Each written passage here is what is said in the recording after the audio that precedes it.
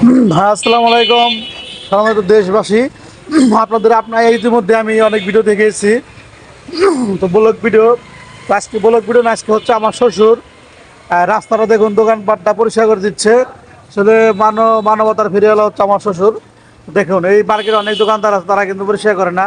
আমার শ্বশুর একাই, সে নিজে উদ্যোগে পরিষ্কার পরিচ্ছন্ন মানুষ, সে নিজেও এবং কি পরিষ্কার পরিচ্ছন্নতা করে।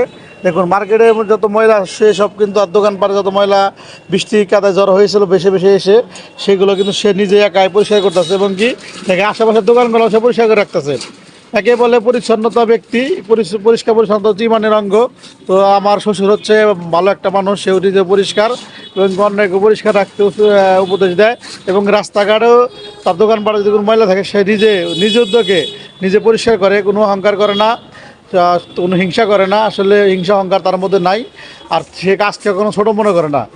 ঠিক আছে, ধন্যবাদ। আজকের মতো আজকে আপনারা এই ভিডিওটা দেখবেন, বেশি বেশি লাইক কমেন্ট করবেন কেমন হলো ভিডিওটা, এবং আমার শ্বশুরে এই কাজটা ঠিক করেছে কিনা অবশ্যই কমেন্টে জানাবেন।